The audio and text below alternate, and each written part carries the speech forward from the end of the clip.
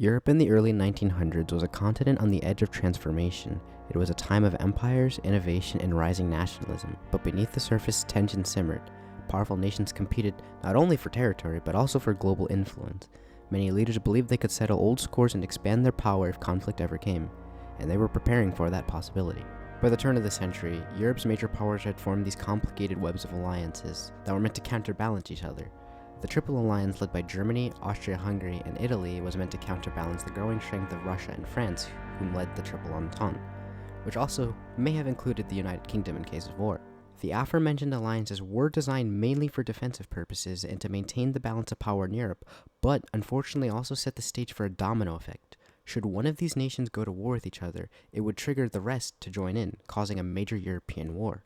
Germany was at the heart of Europe's new power dynamics. Since unifying in 1871, Germany had grown rapidly in both military and economic strength. Under Kaiser Wilhelm II, Germany sought to secure its place as a world power and protect itself from a potential two-front war with France and Russia. Their answer? The Schlieffen Plan. The Schlieffen Plan was a strategy to quickly defeat France by invading through Belgium, capturing Paris within weeks, and then shifting its forces to face the Russians. The plan depended on speed and surprise, but it also meant that Germany would have to violate Belgian neutrality, a decision that would draw Britain into the conflict. Our beloved France, Germany's western neighbor, was determined to regain the territory of Alsace-Lorraine, lost to Germany in the Franco-Prussian War of 1870. For decades, this loss fueled French revanchism and a deep desire for revenge. France's military strategy, known as Plan 17, was designed to reclaim this territory. The French army was highly motivated, knowing that if war came, they would be fighting not only for the defense of France, but for national pride. Hanging just off the continent was the British Empire, the world's most powerful empire at this time, with a navy that ruled the seas. Britain had a vested interest in maintaining the balance of power in Europe since the Napoleonic era, ensuring that no single nation could dominate the continent and threaten British trade routes or colonies. They had signed an agreement to protect Belgian neutrality, but many British leaders were initially hesitant to commit to a major European war. However, if Belgium were invaded, Britain would be compelled to act, bringing their naval and military might into the conflict. The British army was small compared to Germany and France, but it had a force consisting of highly trained forces and a vast empire in which it could draw significant resources. Back in Central Europe, the Austro-Hungarian Empire was struggling to maintain its diverse and increasingly restless population. Since the 19th century, rising nationalism amongst various ethnic groups in the empire threatened to tear it apart. Serbia, a small but determined Slavic nation, aspired to unite the Slavic people under its leadership, especially those living within the Austro-Hungarian realm. To add another warm blanket of tension, Russia, seeing itself as the protector of the Slavs, supported Serbia, hoping to expand its influence in the Balkans. This created a tense standoff between the Austro-Hungarians and the Russians, whom already had tensions since Austria-Hungary failed to aid the Russians during the Crimean War. With Germany backing Austria and France allied with Russia, any spark in the Balkans would risk igniting a larger war. And that spark came on the June 28, 1914 in Sarajevo, Bosnia. Archduke Franz Ferdinand, heir to the Austro-Hungarian throne, was assassinated by a Serbian nationalist named Gavrilo Princip. Austria-Hungary saw this as an opportunity to assert its control and influence over the Serbians, and with Germany's support in the form of the blank check, they issued an ultimatum to the Serbian government. Surprisingly though, the Serbian government would actually accept most of the clauses of the ultimatum, except for the one that would allow Austria-Hungary to conduct police matters in Serbia, as they felt that this was a violation of their national constitution. Ultimately, as Serbia had to refuse the ultimatum, Austria-Hungary issued its formal declaration of war on July 28, 1914, beginning the First World War. Austria-Hungary's declaration of war on Serbia deeply angered the Russian government, who deemed itself as a defender of all Slavs in the Balkans. Russia soon began to mobilize its forces, and in response, Germany declared war on Russia and then on France. And soon Europe was mobilizing on an unprecedented massive scale.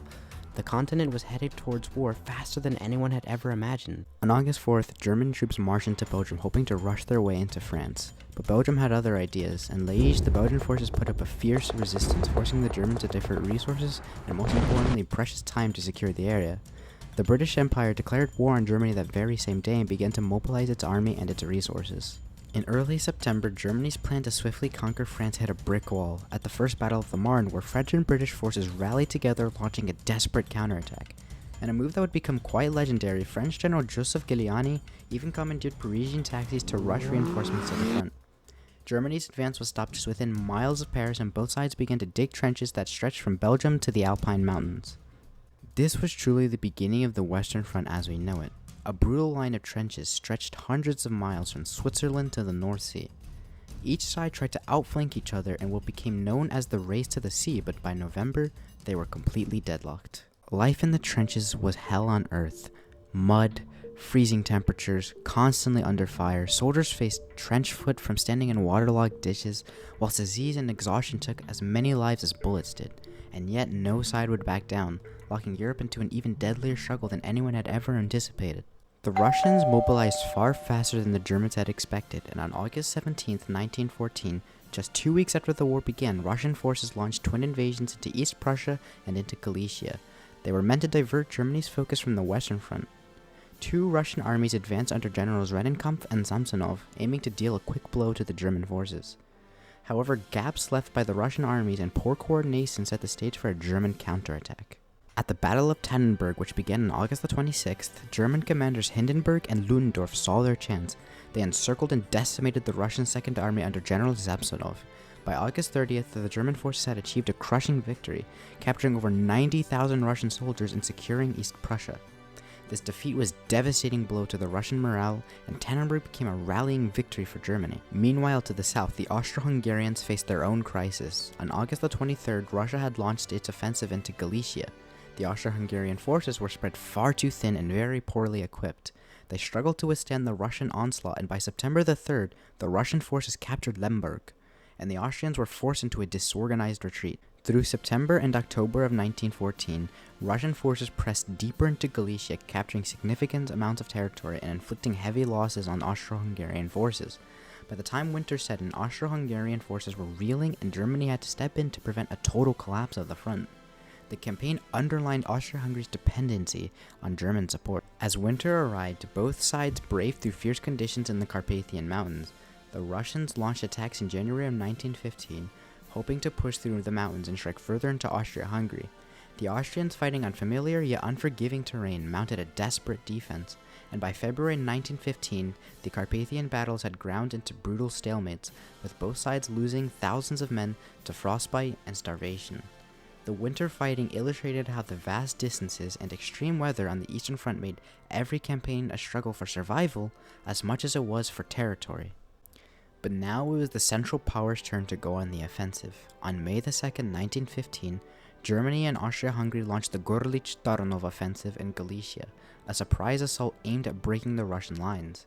Artillery barrages shattered Russian defenses, and well-coordinated infantry advances pushed the Russians into a full-scale retreat. By June the 22nd, the Russian forces had been pushed back over 100 miles, and by September 1915, the Russians had been forced completely out of Poland. The Görlitz-Tarnów offensive marked one of the war's biggest successes for the Central Powers, though it did come at a great cost in lives and resources.